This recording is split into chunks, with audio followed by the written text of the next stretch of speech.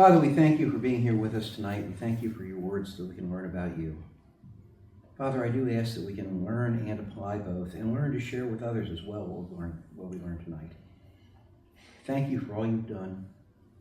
I also ask that you would use this to strengthen our relationship with you, so that we can understand it better and be closer to you.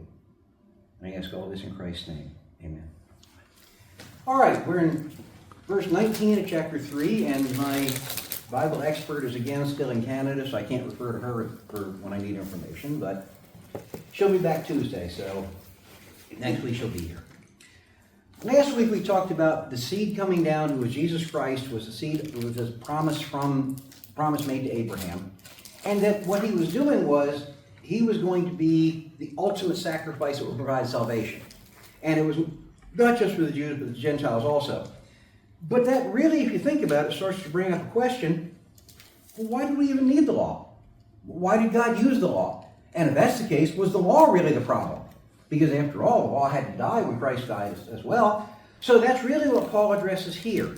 The other thing you're going to find of interest is that if you look at this, we're in chapter 3, verse 19, and we're still dealing with the questions raised in chapter 1, verses 6 through 9.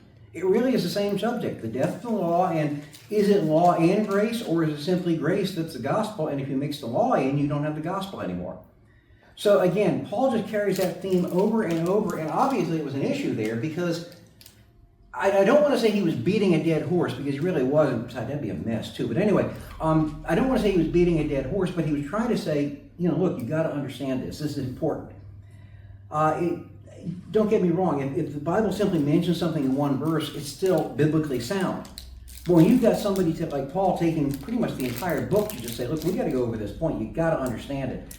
I also think this happens specifically because God knew this was going to be part of the Bible, and we needed a book like this in the Bible in order to understand our relationship to the law. And Romans does a very good job of that also, but in particular, Galatians just hammers it over and over again. Now let me start in verse 19 and read. Why the law then? It was added because of transgressions, having been ordained through angels by the agency of a mediator, until the seed should come to whom the promise had been made.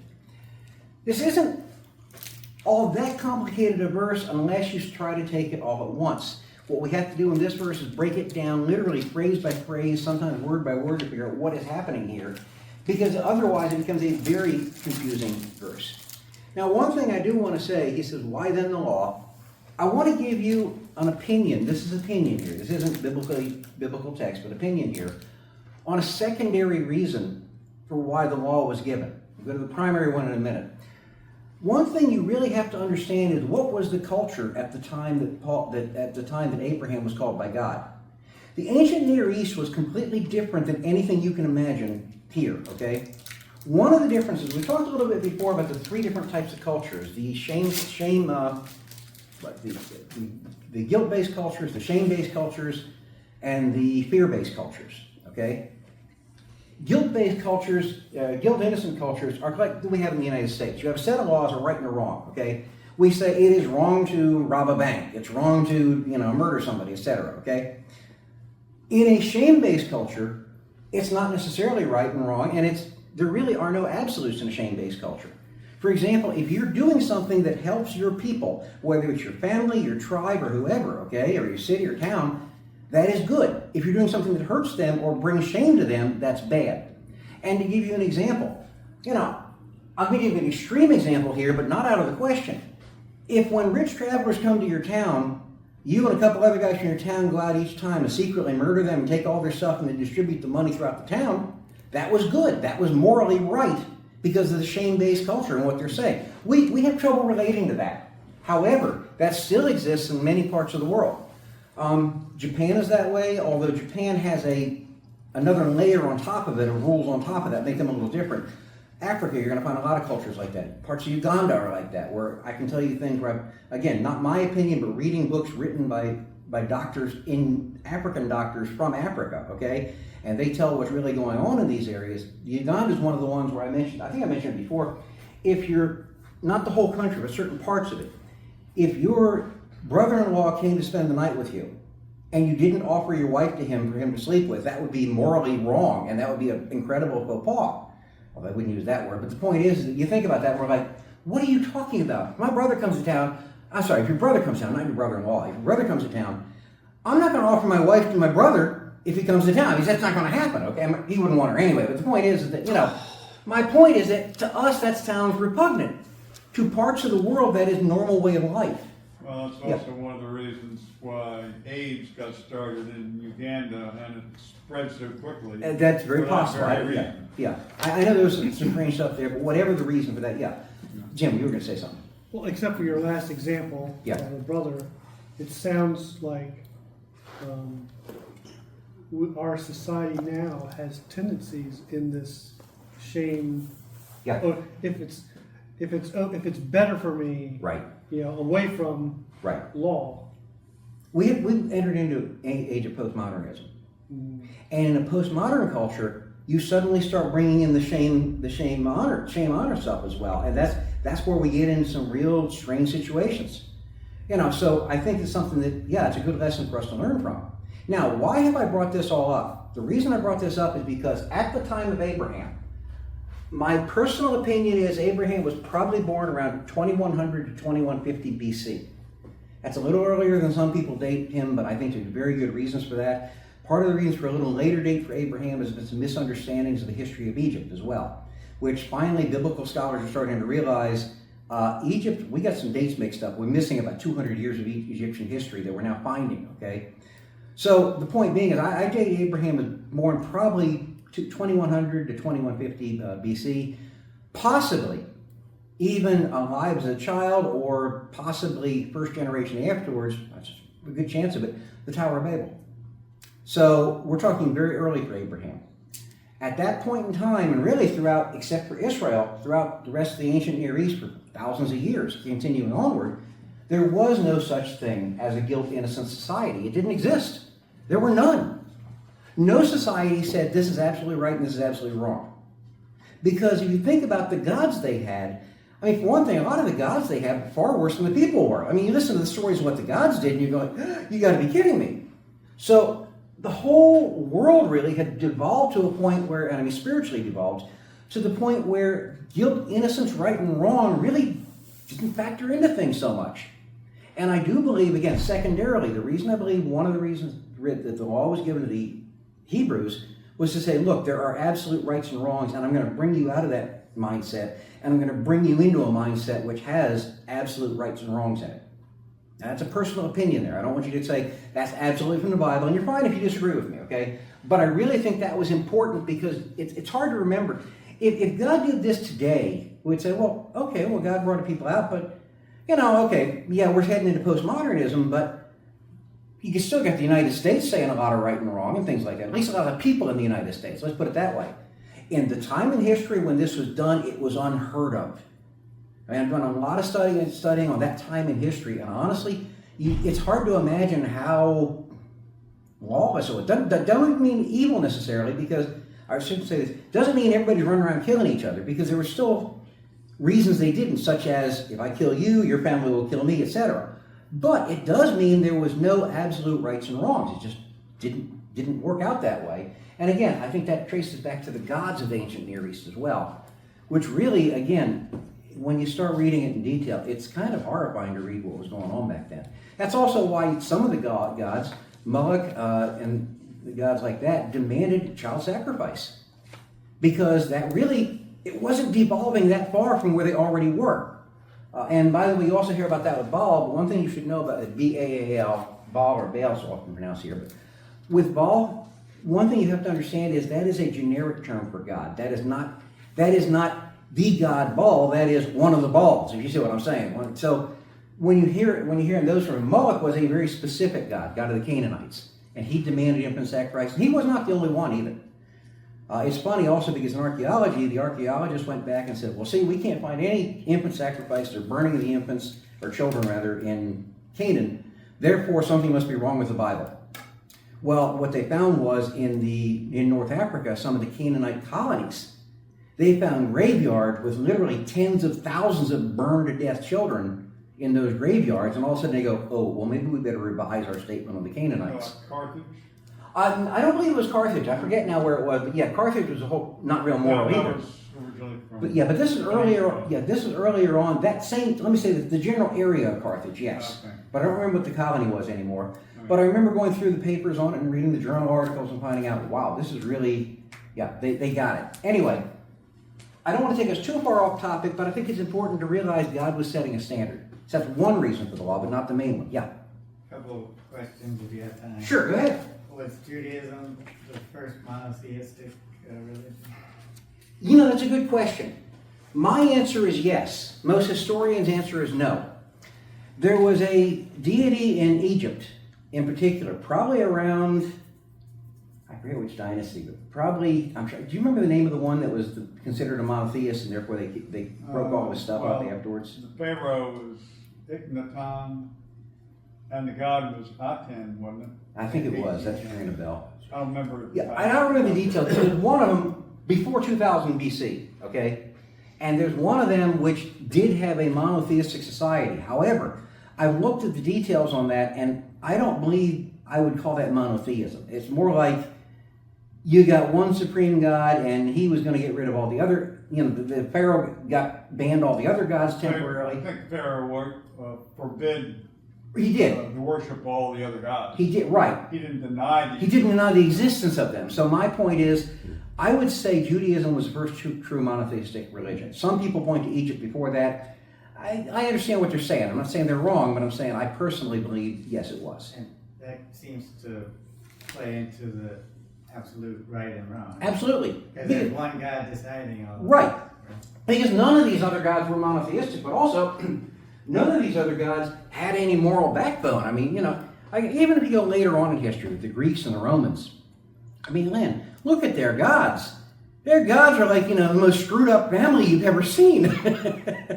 Well, Zeus. Yeah, that's what I mean. Yeah. He changed into all these different shapes to impregnate Right, all the different women. dozens of women. And go back to Babylon, when you've got Tamar and you've got, I forget all the others now, not coming to mind, I remember in a minute, but you've got, you know, basically almost all the god deity stories begin with, okay, how do we incorporate incest and murder into a story? Now we'll figure out what to tell.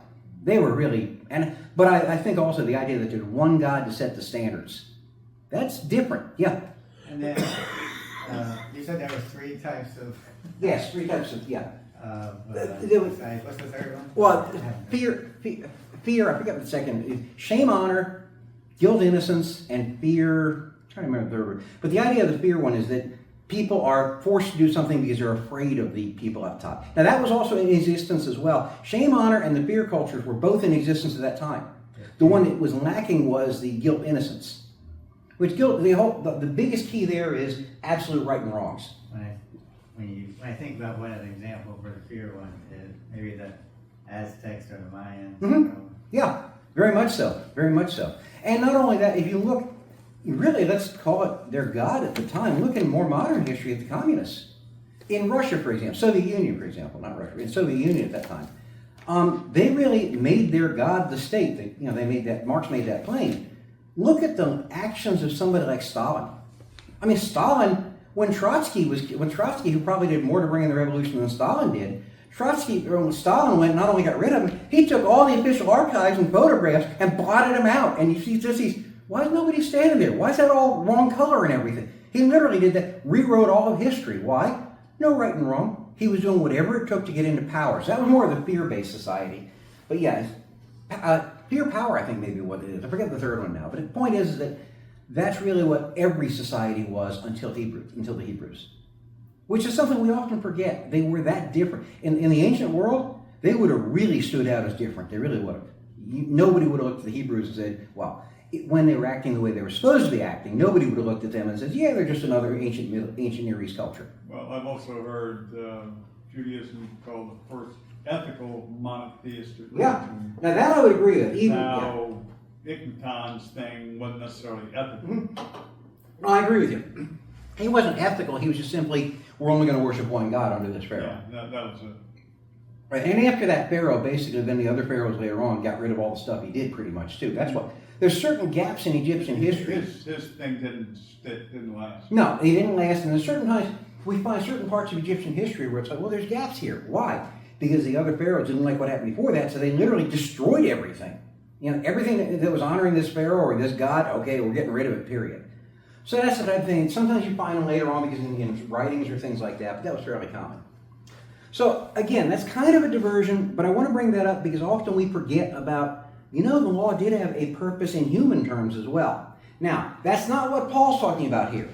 I didn't mean to get totally off, but here's what I was going to say. When Paul's talking about it, why the law then? It was added because of transgressions, having been ordained through angels. What do you think it means? And there's some debate on this. What do you think it means added through transgressions? Okay? And actually, let me look here. Added because of transgressions. Yeah, that's a better way.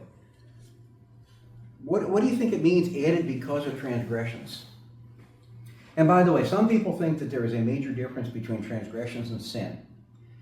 Those two words in Greek, honestly, yeah, you can define some differences. I don't really see the big difference, to be honest with you.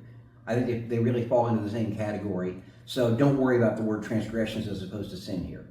So if you connect it to what you just talked about, then you don't have you have all kinds of transgressions, but there's not a firm or even a common understanding of, well, who's right? Which one of these things are right? Exactly. Because if you're in a fear, power, or shame, honor society, there's no set right and wrong. Let me ask you a question. If there were no speed limits, is it wrong to do 150 miles an hour on Route 3 out here? I'm not saying whether it's crazy or not, but is it wrong to do 150 if there's no speed limits? Let me say this. I've driven on the Autobahn. I forget that unfortunately they've restricted a lot of it. I mean, they got a lot of speed limits now on the Autobahn. People don't tell you, okay? On certain parts of the Autobahn. Yeah, certain parts of it, especially around, you get near Frankfurt and places like that. You got speed limits. It's like a question, is it wrong to go at a speed that endangers others? Well, that's true. That's another, I agree. But then it becomes more subjective. You see what I'm saying? Well, that's why I couldn't answer your question. Right. Well, exactly. That's the point. On the Autobahn, I'm trying to remember how fast I went there. I do remember, let me put it this way. It was a little Ford I was driving. And I do remember when Linda was kind of dozing off a little bit, at least coming in somewhere around 230 kilometers per hour. So it was, I wasn't the fastest one on the road either then. But I mean, 230 is getting up there, okay? Yeah. It wasn't just in Germany. Okay. Oh, Montana? Go ahead, Kansas. Yeah. Well, Alabama. Alabama. Until sometime around 73 or 74, the state of Alabama deliberately decided not to post speed limit signs on the interstates. Okay. And without speed limit signs, no speed limit could be enforced. Right. I myself, I remember I've driven 100 back then. Yep. Easily. Oh yeah. On the interstates.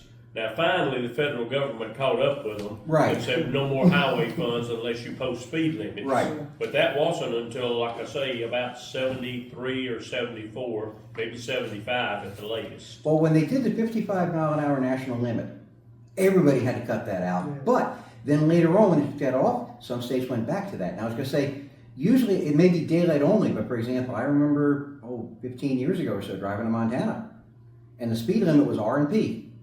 And what R&P was? Reasonable and proper. If it's reasonable and proper, there is no limit. So that was during daylight. Nighttime, it was 65 where I was on the interstate, but daylight, R&P. That's the posted speed limit is R&P. On the interstate. Well, that's usually. I guess they could post it in the neighborhood, but yeah, they could post it wherever they wanted to, but that's where it was posted on the interstate. Kansas for years was the same way. I do know Kansas and Montana both are that way. I didn't know about Alabama though. Thank you. So yeah, the point being, the reason I bring that up is because technically it's not illegal and it becomes very subjective. What is the speed limit? What is, do we stop for a red light or not? Whatever. I do, but I think I'm in the minority anymore. At least it feels that way. The point being is, you're bringing it in that the posting is what makes it illegal. And in a shame honor society coming into an ethical society, coming into a right and wrong based society, all of a sudden bringing in the law identifies what sin is. Sin is no longer just my opinion or your opinion. It's God's opinion. And that's a major change. And I do believe I think you're on the right track. I think that is behind why the law was brought in. Because somehow, think about it, the people, I'm not saying the people didn't know right and wrong. They still had a conscience, okay? So they knew what right and wrong was. But it codified it so that it made it very plain. You know, when you've got 600 and some laws laid down in the Mosaic Covenant as your start, you know, that's very, very plain as far as what you're supposed to do and what you're not supposed to be doing. So, yeah. I don't recall any of my professors in seminary using quite that division, you know, shame Yeah, and so forth. sure. But I remember what one of them did say, which I think meshes with that, was that in the early Hebraic society, the law was liberation because it told them where the limits were. Right. Before that, they did not know, hey, Right. what can I do? Right. How far can I go? Exactly. But sometimes, because of interactions with the Western world, Alexander the Great, the Romans, etc., certainly by the time of Jesus and Paul, and probably for 100, 200, maybe years before that, they had started adopting a more Western Right. view of law, Right. as law as that which beats you up Right. if you violate it. I don't disagree with that. Yeah, it's a good point. Now, let me say also, you mentioned about those three classifications. That is not a biblical term I'm using. It's sociological. Sure. Now, I will say this also. Generally, I have found in sociology that I have found very little useful or accurate in sociology papers. Okay, it's probably of all the studies the one that I have some of the least respect for. Okay, not because it's always wrong, but because of what they've done with it. Okay, because I don't think sociology has the concept of right or wrong either. It's just whatever we see. However, in that case, I think they've got it right and did define the societies properly. Yeah, I actually clept out of sociology in college and did it by literally I'd never taken sociology, took a 1-hour primer on some case histories, and then literally went into the exam saying, I'm going to be a ultra-feminist communist for this exam. And I did that, answered the questions, and not only passed it, but it was the highest, and I didn't even know this stuff, but they said it was the highest mark they had seen on a CLEP exam in that station. And the reason I bring that up is not to say I got the high marks, is because I didn't know what I was doing. I just said, what would a communist say? And that's how I got the high marks on the CLEP exam. I've seen that, unfortunately, a lot in sociology, where they go way to the left on the skewing. But in this case, I do think they got it right. You know, if truth is truth, I'll use truth, even if it came from a sociologist. The interesting thing there is, Yeah. Did you study communism, or did you just understand their mindset? Both. Oh, no, by that point in time, I didn't clap out of it until I went back to school. I was 44 years old when I took that. If anybody wants to know how to get a bachelor's degree in 27 easy years, I can fill you in on it. First class to last 27 years. I didn't need it after a while, and I'd already taken all the advanced classes. I had to go back and fill in my freshman classes, and that's why I did that. So by 44 years old, I had a good idea what communism was. Yeah. There's strong parallels between that and just understanding, reading the Bible and understanding what... In some is cases, evil. yeah, in some cases, with the ancient Near East cultures in particular. Now let's go back here again to the verse, because we've already seen the law was given primarily to identify what right and wrong was, okay? And you brought that out accurately. Having been ordained through angels by the agency of a mediator. Huh? Anybody want to take a stab at ordained through angels through a mediator, ordained by angels and by the hand of a mediator? Anybody want to take a stab at those two? Who the angels are, who the mediators are, and what it's talking about? The mediator, I don't know about the angels, but would the mediator be Moses? Good idea. Because many people say Jesus Christ one day. Oh, Christ's our mediator. In this case, it's talking about the hand of the mediator was Moses. And we're going to explain why in a minute. Some of the stuff I prepped you with over the last couple of weeks will help explain that, okay? What about ordained by angels? Does that mean there was... Where is that? Is that Oh. in 19? 19. Yeah. Okay. At the Yep. very end of 19. Very end of 19. Or down at the very end. But, yeah, ordained, not in the middle of that. Ordained through angels by the agency of a mediator. So the mediators one that did it were ordained by angels. Does that mean that there were angels that were telling people what to do right and wrong or things like that? Any ideas? Any thoughts? depends on the definition of an angel. Good, you just got the trick question right. Problem is, we have a definition of angel in English, which is this spiritual being that comes down. In Greek, that is not what an angel is. It can be an angel, okay? The Greek word angelos means messenger. So, in human terms, literally, if Jim gave me a letter and I took it over to Clint and said, Clint, Jim asked me to give that to you, I would have been an angel. Angelosing or whatever, no. I would have been an angel doing that. The angel is the messenger. And it is true that spiritual angels are also messengers because they deliver God's word and they deliver justice for God and things like that. But that is not the primary meaning of the Greek word. That just happens to be one type of angel. In this case, I do not think it's talking about spiritual beings. Okay? I think it's talking about human beings. But the question then becomes, what do they mean ordained by angels? Who would these humans be ordained by angels? You've got some clues in the rest of the Bible, I think. And let me say this, there is disagreement on this, but I feel confident on who it is. Any ideas?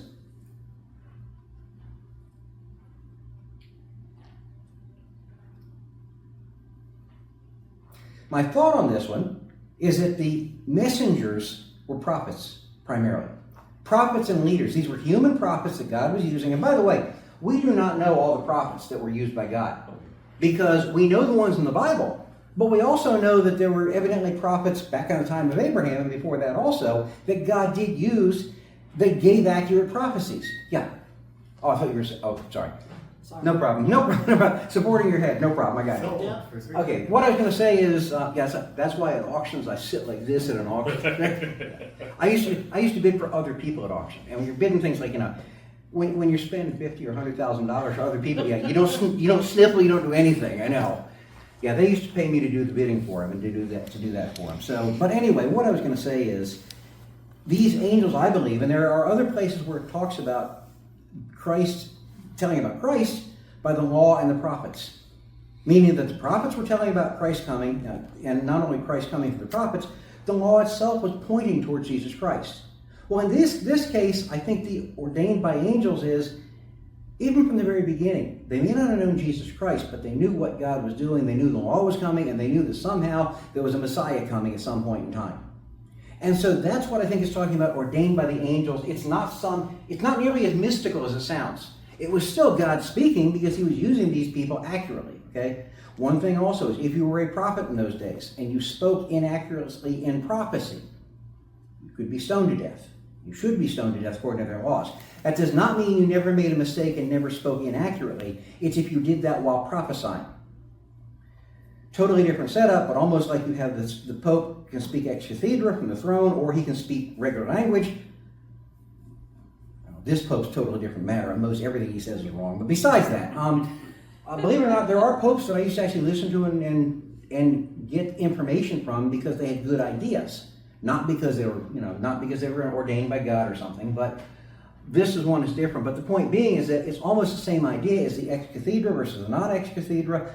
The prophet, when he's speaking prophecy, had to be totally accurate.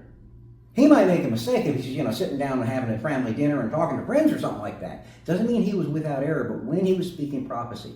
Because if it was true prophecy, it had to be coming from God, and if it wasn't coming from God, if it had errors in it, it couldn't be coming from God. That's why they had such strict regulations on prophets also. You have a question? Oh, okay. No problem. Yeah, exactly. I have to watch for that. No problem. Yeah, it's me tonight. I'm seeing that. So, all right. I have a question. Go ahead, please. The Mosaic law, like the 623 or however many laws. The rule, yeah, within that. Yeah. Did the content of those laws come from these prophets? No. Well, actually, we know the content of those laws because they're actually recorded in the Bible. No, I mean, like, how did God give them to mankind? Like, Through Moses. However, he may have reiterated those to other people prior to Moses. We don't know. I don't think he did all 633. Don't get me wrong. That's a lot to give to one person. Right? It is. But on the other hand, he told Moses to write it down. So I think that's why we have that there. So Moses is where it was at least codified. Now, I will say this. I do not believe there was any kind of a sacrificial system like they had under the Mosaic covenant. They probably had sacrificial systems prior to Moses. We're fairly sure they did. But not codified in the same way as, you didn't have the Holy of Holies and the tabernacle to take it into and things like that, as far as we know. It's hard to be dogmatic, but we have no record of that ever occurring. This verse that, I mean, they say if Moses is the mediator. Yes. Wouldn't the angels giving the message be delivering the content of the law? Well, it's possible, except for one thing. Moses spoke face to face with God. Well, not face. Moses spoke directly to God. Not just Ten Commandments, but we believe a lot of this stuff. So it is conceivable, and some people do believe that. I believe it's actually human agency, but it is conceivable. You're right there. I can't rule it out. Bringing those laws of Moses, but either This verse, this phrasing doesn't say that. well, from the words itself, you can't tell because the word could mean either one in the Greek. The normal use of the word would be messenger. The special use, which is less frequent, is an actual angel. And even a lot of times in the Bible, we have verses about meeting angels unaware. Well, it could be spiritual angels, don't get me wrong. But that may literally mean people are messengers and you don't realize they're messengers. That's all. Somebody you may meet a missionary who's delivering the word, but not know he's a missionary or something. Whatever. I know there were real, like, big, actual angels in the 10 plagues or however many. In the what? How many plagues were there? Oh yeah. Well, there were angels actually active in that. You're right. You're right. Yeah. So I would say this also. Let me say, I clearly believe in angels, so I'm not trying to minimize that. I'm just saying it could be either one, and now that you point that out, yeah, I could see, okay, the angels brought the plagues, and the plagues were pointing the way, so yeah, I could see that as a possible explanation. Again, I tend toward the other one, but I can't tell you it's absolutely correct. Just be aware that either one could be possible. Now, I will say this, why do we have Moses as the mediator? Especially when other places Christ is called our mediator. We have to go back to what I've talked about beforehand. If you remember, I talked about the suzerain-vassal treaty. Okay? The suzerain-vassal treaty, you had a superior and an inferior who would make a treaty. The inferior would promise, I'll do this, I'll do this, I'll do this to keep you happy. The superior would say, okay, I'll protect you and I won't kill you. Good compromise, okay? Because literally the option was, we can either make a treaty and you'll do what I tell you, or I'll just come in and kill everybody here and take everything I want anyway. Usually they took the treaty in those cases, although sometimes they went back on it. The reason I bring this up is because the suzerain-vassal treaties needed a mediator basically to authenticate the treaty. You would have a trusted third party, and that's how they did it. So the point being is that this trusted third party in this case was actually Moses essentially being the mediator, I believe, and that's why he's called the mediator, essentially the one who's saying, yes, we're going to do this, if you see what I'm saying. In truth, the nation of Israel was who the covenant was with. It wasn't really a covenant with Moses.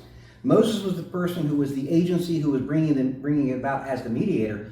But Moses was only one of them. That covenant applied to every Israelite, and specifically the nation of Israel as well, as a whole. That's really what it applied to. I mean, it doesn't apply to Moses? It does apply to Moses, but not only to Moses, is what I'm saying. In other words, 'cause some people would say, well, Moses is the vassal, but really, Moses is a representative who acted as the mediator, if that makes sense, because it was really for all of Israel that was going to have to take that I mean, if covenant. he's truly a third party, he's in neither party.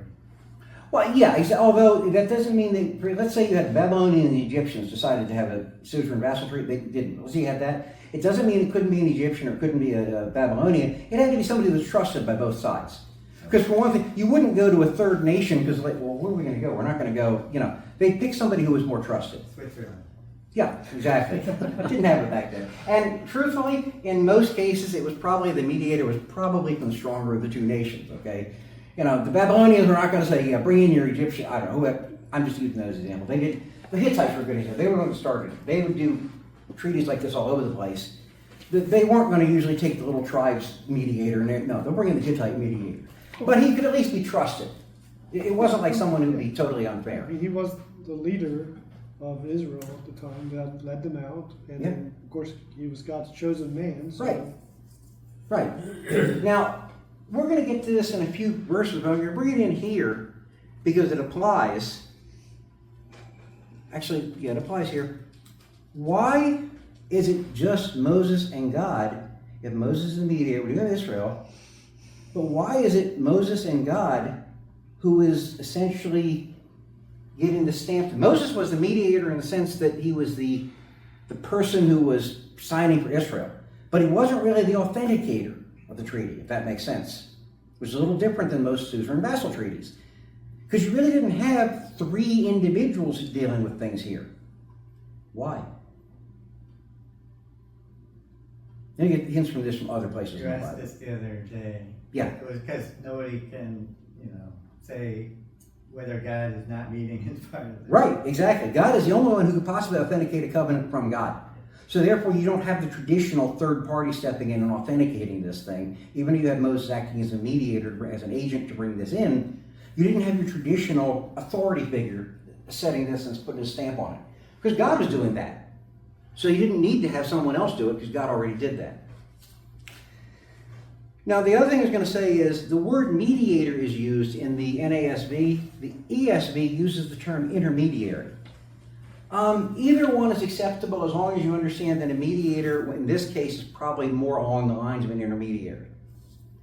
So, also remember again that it's not Jesus who's called our mediator elsewhere, because Jesus is the seed in this case. So Jesus couldn't be the mediator as well. And Moses was the mediator here, so it doesn't really seem to be a contradiction, any problems there. The other thing to remember is the intermediary or the mediator, whoever it is, does not fulfill the contract, ever. He has no ability to. He's brought there to authenticate it, but if you think about it, Moses couldn't save the Israelites. Only God could do that. So it took God's power in order to do this, to do the action, to actually put this into action. But that's typical again. After the suzerain vassal treaty was done, it's not like the arbiter would stand or the mediator would stand around and just, make sure everything worked right for years or something like that. He's out of the way after the treaty's negotiated. Once he's out of the way, who's going to do it? Well, the one who can actually make the treaty happen is the suzerains. So that was why, the stronger nation, that's why that happened. Yeah. I'm missing some context here. Go ahead. One is this general section of, the discussion here is regarding the law and the promise, and the promise is Jesus Christ. It's a seed. being saved, right? Yeah, it's coming through Jesus Christ. The promise is Jesus Christ, actually. Okay. But So the promise is, which allows us to be saved. is Jesus alive at this? Jesus is not alive at this point. He's already been crucified and risen in Galatians. So Galatians, why do they refer to it as a promise? Hmm? If the promise has already been fulfilled? Because he's talking about at the time of Abraham, that's what he was. He was the promise. Okay. What he's saying to these beginners, here's what's happening in Galatians. He's saying, look, remember when this promise was made to Abraham? Remember when this was made to Moses, etc. Here's what happened. So that's why he's talking about Jesus being the promise, even though Jesus has already been crucified, dead, or died, and resurrected, and gone to heaven. And these Galatians, these were Jewish people. Nope. They weren't. There were Judaizers coming in, but Galatians was primarily a Gentile church. That's right. The Judaizers were the ones coming into Galatia telling them you had to follow the Jewish laws as well. Because after all, Jesus was a Jew, and therefore you should be following the Jewish ways because he followed them. Jesus did follow the law when he was alive. But the goal of this letter, Mm-hmm. the goal of this letter, is it's to settle that the law is not needed, correct? That the law is not only not needed, but it's totally gone now at this point in time. It's dead. Okay. It's been fulfilled, basically. That's what I get. That's what I was Yes, missing. I'm trying that is the context. We're still dealing with what happened right before you walked in. We are still dealing with what was set out in chapter 1, verses 6 through 9. Paul is that concerned about it. He keeps going over and over and over it. Now let me point out one other thing in this verse that I think ties right into what you're talking about there. This verse says, let me see. If you look at the end of it, I'll use NASB, until the seed should come to whom the promise had been made. So it's talking about the law, and the law is going to be in effect until the seed has come. Who's the seed? Jesus Christ. So my point is, even there, Paul is talking about a point in time when the law will end. Because at the point in time when Jesus Christ, now in truth I believe it's the death of Christ, he's using shorthand saying Jesus Christ, but the promise rather, but the death of Christ is what ended the law. Because that was when it was actually fulfilled what needed to be done, when God's wrath was satisfied. So the point being, though, is that even here, if you look at what's in the phrases, you're going to find out, oh yeah, Paul's talking about the law coming to an end at a specific point in time. I can't tell you exactly what it was, other than sometime around 3 in the afternoon, I think, if I remember correctly. Some, give or take a little. And we don't know what the day was exactly, but I can tell you this. when it happened, yeah, you could have actually said, here is the minute that the law ended. Now, the people didn't think of it in those terms. They didn't think of it that way. But the minute Christ died is the same minute the law died. His resurrection came back to prove what he had done. But his death actually satisfied the penalty. So, last question I have is regarding the treaty. Sure, go ahead. What is the treaty needed for? I'm missing that. The treaty in human terms, let's not even talk about the law. Is there a real treaty or is it a metaphorical treaty? It's metaphorical in the sense, well, it is real. If you look in Deuteronomy, if you look in Exodus and things like that, you'll actually find the terms of the treaty. It's not hidden. Those books of the Bible, part of it, are to spell out. And by the way, when you hear Deuteronomy, the reason we're rehashing Deuteronomy, where we really get the bulk of the stuff, Deuteronomy literally means second law. So it's essentially repeating it. It's actually a series of, I think, 3 sermons, if I remember correctly. And basically saying, here's what the covenant is. You guys need to remember this covenant. Well, that covenant was based on the Suzerain-Vassal Treaty. So in human terms, that treaty, they would be spelled out. In this case, it was spelled out by Moses, who was the agent who wrote down what it was. Did that make sense? Well, it doesn't make sense. That's what happened. Well, I also kind of came in late. Don't worry about it. That's fine. So basically what we're saying is, and the reason God used a known treaty format so that no one in the world could possibly misunderstand what was happening. See, again, this all sounds foreign to us. When we talk about suzerain-vassal treaties, and we're talking about, the law and this and that, and the agency and the mediator and everything, I may as well be talking about, yes, the red jelly beans that I got from Mars the other day, and then I went over to Venus and got, what are you talking about? It doesn't make sense to us. To the people he was writing to, it would have made sense because that was part of their world. Now also even though I say it was a Gentile church, it was a Gentile church that had been learning. Paul had been a special place in his heart for the Galatians, spent a lot of time with them as well. So they would have started to learn these things about the history, and it would have made sense to them. And especially in terms of the Judaizers coming in, he's hitting them right in the core of what they're talking about. He's going right to the heart of what the matter was. The Gentiles, they wouldn't have cared about Jewish law, would they? They would and wouldn't have. They wouldn't have in general. But however, they were being essentially they were being told, okay, Jesus is good, but you want to be really holy? Okay. That's kind of what was happening. And in truth, that's what sometimes we do. Yeah. When we set false and artificial standards. Yeah. So when you're asking, is there actually a treaty, you mean some document that's Yeah, exactly. can be held in your hand? Yeah. Yeah. So in Moses' time, how long had they had such things? What do you mean? How? Well, he wrote it while he was during his life. Physical writing, actual writing on things. Oh, writing on things have been going on for a long time. Oh, okay. But the actual law itself, no, that was something new that came down to Moses, and God gave to him. But the actual writing was. You got to remember, you can go back to before 2000 BC easily, and you find cuneiform, and you find things where they chisel these letters, well, not letters, but these markings into tablets and everything. Sumerians, I think. Yeah. I've Had writing even before the Egyptians did. Yeah, and you say even back before Moses, which probably around 1400 BC. It's not just the stone tablets, okay? I could be wrong, but I'm pretty sure from what we found they had vellum and things like that. Vellum was something that could be used even if you weren't anywhere near reeds. Vellum's animal skins. I was confusing the time of Abraham with the time of Oh, yeah. And even Abraham, writing predates Abraham. But you're right, by here, so yeah. Abraham, again, my bet on Abraham is born 2150 to 2100 BC, dying well prior to 1900 BC. Most people date Abraham more in the range of 1950 down to somewhere 1700 at the latest for dying. I don't. And remember, I'm not the only one saying that. There's a lot of people that are really scholarly. I came to that conclusion, and then I started reading more articles by other people about, oh, good, somebody else said the same thing. People that I respect. I was mainly just wondering if it was important to God that it be written down. I think for the Mosaic Law, yes. Definitely, no question. That's why, honestly, think about it. Let's say it wasn't, let's pretend for a minute God didn't write it down. It wasn't written down in the Bible or anywhere else, okay? And I woke up to you, remember Law 512? I remember 3. Huh? Yeah, exactly. What are you talking about? My point is, even if you said what the law was, is that really in there? Are you sure about that? Or did you memorize all 600 plus laws? That's what I think it had to be written down. You couldn't take a contract like that and do it any other way other than to write it down. Which They had Suzerain and vassal treaties before. yeah, well before that. At a minimum 2000 BC, and probably well before that. The Hittites used them frequently. They predated the Jews by Moses by a good bit. Hittites are the ones that made them famous.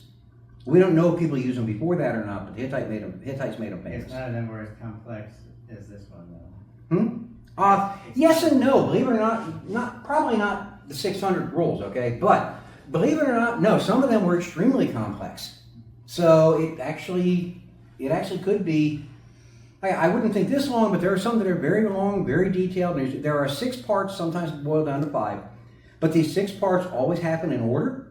And whether you have 2 combined or not is one question. But I was going to say, it's something that is a standard format. It's almost like when you grab a scholarly book, you're going to find table of contents, you're going to find index of figures and tables, you're going to find the content with the footnotes, and you're going to find, a bibliography at the end.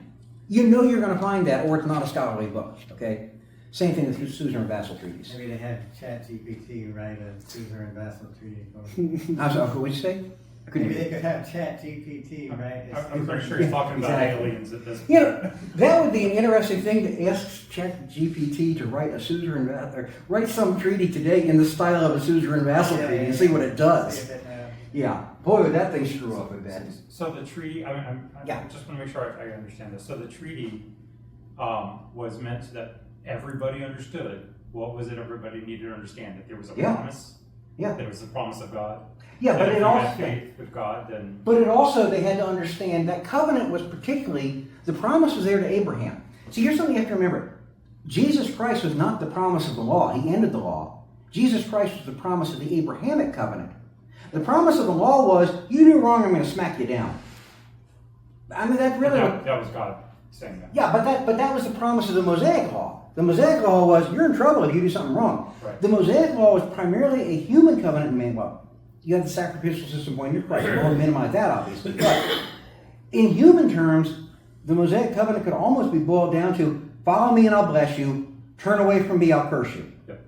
That's it. I mean, I'm boilerplate, I think I remember that. dancing it there. But when you think about it, that's really what it was. Abrahamic promise, no. That Abrahamic covenant, no, it wasn't that. Abrahamic covenant was, have faith in me, which you've already shown, have faith in me, and get circumcised. Only 2 obligations you can find on Abraham and his people in there. And the circumcision was not to change him, but to be symbolic to show that they were God's people. Okay, and So so that treaty was actually made with Abraham. Yeah, hundreds of years before And then- Moses. Okay, and then Later on, the law came along. who is it, Paul or Peter's bringing that up here? Paul's the one writing the book here. But yeah, it was Moses. Paul's bringing it up as an example. Yeah, not just an example, it's really the core of it. Because remember, Right, so- what are the Judaizers doing? They're coming in and saying you got to follow the Mosaic law. The other thing that Paul has already pointed out several places is the Mosaic law, starting and ending, could never rescind the Abrahamic covenant. The Abrahamic covenant was separate. Think of it this way. Let's say that you had something, let's say coins, okay? Let's say you brought me a silver dollar, and I said, yeah, I'll buy that for $30 for you, okay? And that's cool. And 3 weeks later, after I've got it and I sold it to somebody else, you come back and say, no, I want $600 for that. Oh, wait a second, what are you talking about? You've already done that. That's what the comparison to Paul is. What he's saying is the Mosaic covenant, 430 years later, could not come in and modify the Abrahamic covenant because that covenant was made with God and Abraham. So the Mosaic covenant is a separate covenant. Now, let me ask you a question also to think about. Why am I bothering to talk about all these covenants? Honestly, well, we could have skimmed through these verses, gotten right through it, taken Galatians, and yeah, we're all happy here. Why are we bothering to do this? Was Galatians was it one of the starting Christian churches? Yeah, but that's one of a number of them. It wasn't like Galatians was no more major than any of the other churches in that area. Right, but it was important that they got off on the right foot. Well, that's true. But why today? Okay, so the Galatians got off the right foot. Why am I bothering to do this? Any ideas from anybody? We have to know that Why? Because if you get this wrong. Okay, but wait a second, the law's dead. Consequences. Why didn't we just say, law's dead, we're free, move on? Why are we taking the time to do that? And why did Paul go through this? Because But in today's age, you can lie, for one, you can lie about things. yeah, And you can say, oh, that isn't true, and then you'll have no way to refute it, okay, right? Which is, that's true. that's one of the things I've gone through on just a number of subjects Mhm. in today's world. Right, Well- and so you have to dig into stuff to understand, True. to get an understanding. Let me throw something out at you here to think about. One, in my belief, one of the most major, boys, okay, one of the most important choices from, we've talked about hermeneutics before. I use that word, you know what I mean? Hermeneutics is literally the study of the Bible. It can also apply to other fields as well, but primarily we use it, hermeneutics is, you take a class in hermeneutics, you're taking a class on how do I study the Bible. You're not actually even sometimes studying the Bible, you're learning how to study the Bible. You learn about context, you learn about this, you learn about that. One of the most important hermeneutical decisions that can be made, in my opinion, is whether the law is alive or the law is dead. That's the division between dispensationalism and covenant theology. And if we simply take what the covenant theology people say and run with it, we get hopelessly confused. We have to understand why we're dispensationalists. Typically Baptists are dispensationalists. But why? What does it matter? It matters a lot because if we're still trying to incorporate the law into salvation or the law into anything else and keep it partially alive, we have issues. We have issues with Romans, we have issues with Galatians, we have a number of issues. So my point is, I think one of the things, and in truth, we interpret the Bible differently in many places than covenant theology does. I don't mean to say they're not saved or anything like that. I got a lot of good friends that are covenant theology. You know, I'll pray for them. No, just kidding. But no, I get a lot of good friends that are covenant theology. So it doesn't mean they're unsaved or something like that. But it does mean we have radically different perspectives on what certain parts of the Bible say and how to interpret them. That's what I meant to say. No, Understand what you believe. I knew you had it. No problem. But that's why we're taking all the time for this. Yeah. Is covenant theology similar to prosperity gospel, or that's No, that would be unfair to classify them as that. Prosperity gospel is specifically name it and claim it, basically.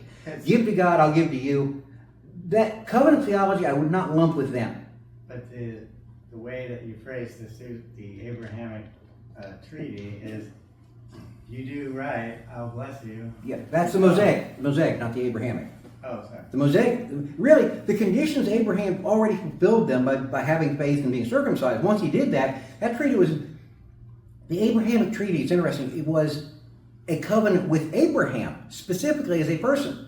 Once he did those two things, it was done, and God could never rescind it. I got the wrong one, sorry. Oh, no problem. I understand. The people that were the religious leaders at the time of Jesus, I mean, you might say they were applying the logic that, well, God is blessing me personally, so I must be doing right. You know? You're right, a lot of them I think were. Now, I wouldn't label them all that way, and it doesn't mean that I would not equate prosperity gospel with covenant theology. Honestly, the way they describe dispensationalists from covenant theology, usually it starts with you look for the horns on their head and the long tail and the pitchfork, okay? Dispensationalists, in my opinion, are regularly slandered by a lot of covenant theology. But I don't want to do the same thing to them. I mean, I can give you examples. For example, I said one theologian, very popular theologian, actually calls dispensationalism dispensational antinomianism. Antinomianism means those who completely disregard the law and basically have no right or wrong or anything else, and that's how he classifies dispensationalists. I think it was Packer, but I could be wrong. I'd have to go back. It's in his systematic theology. I was shocked when I read it. But my point is that covenant theology, here's one of the differences. If the Abrahamic covenant is to literally be fulfilled with Abraham, there still has to be a time when Abraham's seed, the seed from Abraham, I don't use the word seed here because it mixed it up here, but the point is the descendants of Abraham literally have to inherit the land from the Nile to the Euphrates, and that's going to be their physical earthly kingdom that's set up.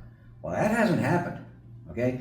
Not only that, we're still seeing the progression of the Abrahamic covenant, people being saved, but that doesn't mean that we're spiritually becoming Israel or something like that. On the other hand, covenant theology almost always will take the millennium is instead we're already in the millennium. Because since we are receiving the promises made to Abraham as the church. I think actually they're still going to come. That's why I believe New Jerusalem is literally going to be in that area. But yeah. Well, the main question I was trying to poorly. Sure. No, don't worry. You're doing great. Seriously, I appreciate your question because often it comes from a different perspective, and I like that. So Yeah. where were the religious leaders getting it wrong? Like, was it because the Mosaic covenant applied to the Jews as a whole and not to individuals? No, in this case, in Galatia, the Jewish leaders coming in were getting it wrong by saying the law is still alive and in effect, and you need that plus Jesus. But As far as the other question, if you're looking back at, let's say, before the time of Christ or at the time of Christ, yeah, difficult to answer, and I'll tell you why. Right off the bat, there are 5 major divisions of Judaism in what they believed: Pharisees, Sadducees, Essenes, scribes. Help me out. What was it? There's at least 5 major ones. Okay, and believe me, they believe different things. The Zealots, was that? Zealots. I think that's number 5. The point is, and there's other ones too. Those 5 are big ones, but the point is, there's more than just 5. Take one example. How would this interpret your theology? Let's say one group said, nope, there's no resurrection. You die, you're dead. It's all on earth. And the other group said, there's a resurrection at the end when God's going to glorify you. Well, that's a pretty big difference in how it's going to affect your theology, right? Well, guess what? Pharisees believed in a resurrection. Sadducees said, nope. Whatever you get on earth is what you get on earth, and you're done. So my point is, back then, answering your question, I can give you some falsehoods they taught, but there was no unified, this is what Judaism believed. Sometimes we tend to think of Judaism at the time of Christ as this one thing that was believed.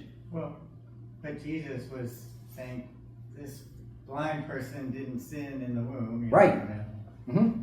But does that mean God was not living up to the covenant? No, not at all. What he was saying is there were people teaching in the time of Jesus. There were literally religious leaders teaching if a person is blind or had a lame or something like that, that it was either their sin or the sin of the parents. That was a common teaching. Yeah, either the baby somehow sinned in the womb, Right. or sin was transmitted biologically Right. from one or the other parent, Right. or both. Right. But if you take the Mosaic law as you described it, literally, God will curse those who aren't doing right. Mm-hmm. Yeah. And if you look at the Israel at the time of Christ, okay, yeah, they were independent until 70 AD, sort of. But it wasn't like they had all kinds of freedom. I mean, don't forget, when you became They weren't really independent. Right. After Yeah. 63 BC. Right, when you became the governor or the procurator, was it? But when you become, later on, point is, when you become the governor of Judea, it's not because they looked around and you got elected because you were the best qualified for the job. No. I mean, how did Herod the Great get into it? His buddy was Tiberius, who was the Roman emperor. You look at people like that, and they hung out as kids together, if I remember correctly. And actually, was that the Great, or maybe I had the wrong, Herod Antipas? One of the Herods, at least, buddies with Tiberius. Okay? And so that's how, were they independent? Well, yeah, kind of the same way the communist appointees were back in Russia, okay?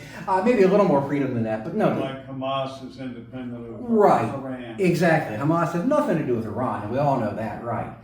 So the point being is they were independent in one sense, but not really in another. Now they kept doing revolutions, which is why in 70 AD the Romans finally said, that's it, you're dead. And that's why they went after places, even they went to the extremes of going to Masada. They could have let Masada stand. But why? Because they were such a thorn in the side that they were saying, look, we are going to get you guys into submission, period. We had 200 years of this. Knock it off. So that's what happened here. I was just thinking logically, Mhm. but I think I was applying the cursing to everything, Yeah, well, There might be things that go bad that wasn't because God cursed them. oh, absolutely. It was Right. just because it went bad. And there might be things that do go well for someone, and it's Yes. not because God's blessing them. Absolutely. Although in general, if you look at the history of Israel, you can follow it. Especially things like, okay, they set up worshiping other gods, they sacrificed their children up in the groves and the mountains and stuff like that. They did all these things. Yep, it's going downhill. It's going downhill fast. They're going to get it. Now, sometimes it might take, 20, 30 years to happen, or even however long, okay? But it was going to happen. And if you look also at Manasseh, what was interesting with Manasseh, God was so angry at him. The only one I can think of where basically what God said was, I don't care who does what from now on, you're going down. Okay? And Manasseh was the one that they said that the streets of Jerusalem were running with blood of the innocent, among other things. So the point, it's funny, if you look at Manasseh and then look at a king like Ahab, okay? I mean, Ahab was horribly bad, okay? I think in many ways God was even angrier and more stern with Manasseh than he was with Ahab. And I'm not trying to justify Ahab in any way, but if you look, whatever Manasseh was, and there's several things he was doing, but as I said, innocent blood, setting up the groves for sacrifice, things like that, all these things, God was, and he ruled, what, 50, 60 years, something like that. One of the longest rulers, if not the longest of all Israel, as a king. Yet God was so angry at him, he just said, that's it, we're ending it here. And that's why they had the big gap where they weren't a nation anymore. His time scales are just different than ours. Right. And so Yes. individuals that say, well, I made all this money, I must be Yeah, blessed by God. exactly. That's You're right. too small of a scale. Yeah, it's almost like prosperity gospel is almost like if you took Judaism to an extreme and then put it into today, and then you do have something very similar to that. Where literally they're taking, the other thing you have to remember is if you look at prosperity gospel in particular, somewhat covenant theology but different reasoning. If you look at prosperity gospel, they will use verse after verse from the Old Testament. You know, I know you before you were born, I had plans for you. It's like, man, Joshua and Jeremiah and books like that, they love those books, okay? Why? Because you can pull those things out of context and make them say anything. When God talks about in, if my people, no wait, what's the one in Jeremiah? Jeremiah 31, Jeremiah, the one that everybody uses. I'm trying to remember what it is. My people who are called by my Yeah, that's it. It might be, yeah, I think. Well, Well, no, that's Chronicles, isn't it? That's Chronicles. That's Chronicles. There's one in Jeremiah that you see all the time, okay? And whenever I have someone quote that to me, I told people actually said to me, you just destroyed my life verse. Sorry. They made it jokingly, but still. Here's what I can say. What the point is that what I ask them when they quote that verse to me is, so what was it like living under the Babylonian captivity? Because that verse was literally written only to people that were literally not only living under the Babylonian captivity, but who were never going to see freedom themselves because they would die and only their children or their grandchildren would see it. So the point being is, you have to look at the context. In the Old Testament in particular, name it and claim it people, the prosperity gospel, they love Old Testament promises. Why? They take them out of context. And that's how they get that in a lot of this stuff. But that's not just a Jewish thing, because I've heard that. Oh, no, that's not, this isn't Jewish at all today. Okay. This is, I heard that in a Methodist church, like God knew you before. yeah. I didn't know what he was talking about. Now let me say this: there are some Bible-believing pastors or teachers who will use those verses without realizing what they're saying. I'm not trying to condemn everybody for it, Yeah. but if you're using it in the sense of prosperity gospel, that's a problem, big problem.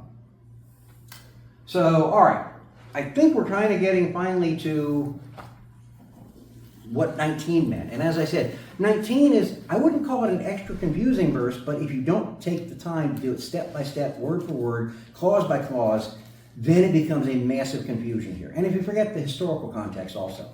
Historical context is so important for verse 19. Anything else on verse 19, or we will go to verse 20. Actually, one other thing which hasn't really been brought up here yet is that if you look at all the other laws and the Mosaic law and everything else, all of that is inferior to the seed, Jesus Christ. That he is the one who's supreme in this. If not, let's go to 20.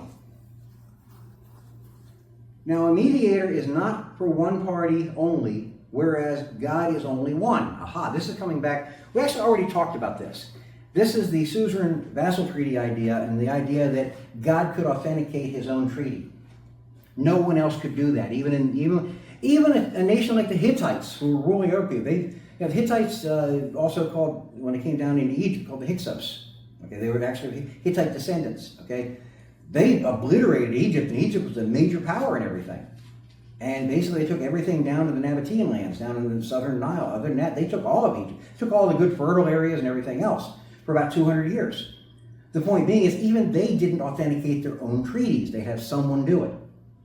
And what this is saying here is literally getting back to saying God didn't require a third-party attestation of what happened, because God is the one who can. God's the only one that could do that. So again, I don't want to spend too much time on that because we already talked about it. But that's what it's talking about there. And something else, again, remember, even though this sounds foreign to us, a number of people in that day would have still been familiar with what a suzerain vassal treaty is. They would have understood it. Some of them would have lived under it, things like that. So, and even if you look at the area like the Galatians were in, the Galatians had a fair amount of freedom as a province. I forget if they were a province. They weren't a colony, I don't believe. I think they were a province. Fair amount of freedom under the Roman Empire, but they didn't have real freedom. Provinces and colonies always had to obey, even though the colonies could pass their own laws and everything. and province is good too for a lot of it. The point is, you really weren't free. And in that case, you know, they would have understood the idea of kneeling down to a superior, because Rome was always a superior in that case. You always had to pay taxes, no matter who you were. Yeah, exactly. Private, city, anything. Right, exactly. And the point being, again, is that they would have been familiar with this idea of, you come over the treaty so that they let you go. And really, the Romans were almost I don't think they used the suzerain vassal format. But the thing is, the Romans were really masters at this. Romans were kind of like, pay your taxes, behave, send us some guys to go into the army if we need it, do what you need to do, what you're supposed to do, and we're gonna let you go and do what you want, pretty much. Cross those lines, you've had it. But the Romans really were one of the idea often was, you take over, you just obliterate everything. Romans didn't do that unless they had to. And it's not because they were nice guys, it was a practical situation. It's not like, oh yeah, all the Roman emperors, they were just swell fellows who wouldn't harm a flea. Yeah, maybe not a flea, but people were in real danger. The point being is that is not, even though that's true, they still saw the practical value of doing this. Not only that, it's like, let's say you got a, well, Egypt's a good example, okay? And you'll know about this one. Egypt was essentially independent and dependent on Rome at the same time. Egypt was the breadbasket, the Delta and the Nile was the breadbasket of Rome. When they had the uprisings in the cities, why? The ships weren't bringing the wheat from Rome and things like that. So, and that was actually used in political struggles also. Oh, ships couldn't make it this week or this month or this year type thing. They'd use that in the political struggles, especially in the first century. Anthony and Augustus. Yeah, that's exactly what they did. Controlling Egypt for a while, and he withheld the grain shipments. Right, that's exactly what happened. Trying to harm Augustus. Yeah. So the point being is that, on the other hand, if the people were cooperating, why not let them be productive, have their own thing? Not only that's why they let them have their own gods. No problem. You just, worship the emperor too, unless you're Jewish. Worship the emperor too. We're fine. We're cool. So it was very much a practical thing with the Romans. It wasn't a benevolence thing. It was a practical thing. Because if you went on the wrong side of the Romans, you would find their benevolence didn't extend very far. All right, so in verse 20, it's funny, the one thing that comes to mind when I hear this about, God representing himself is the old legal phrase, a person who represents themselves in a lawsuit has a fool for a client. That's often true, but not in the case of God, okay? We don't want to try to apply human logic there to him. So any other questions on verse 20? If not, we'll go to 20. Actually, we already got to there. Hang on a second. Maybe we're going to stop. I didn't realize I'd babbled on so long. Let's see. And that clock is slow. That clock is slow? It's I didn't know that. 7:26. I got 7:27. Oh, yeah, that clock is slow. Well, I'll tell you what. Let's go ahead and close it today at 7:26. We'll come back next week and we'll hit verse 21. Honestly, I'm not surprised it took us an entire evening to do 19 to 20, especially 19. I'm not surprised at all. It's just a verse that required diligence is the only way to put it. So, Dave, could you close us in prayer tonight? Sure. Thanks. Thank you, Lord, for this opportunity to learn more about your word in depth. Pray that everyone has a good week this week, and come back next week, worship you, and learn more about you. In Jesus' name, forsake, amen.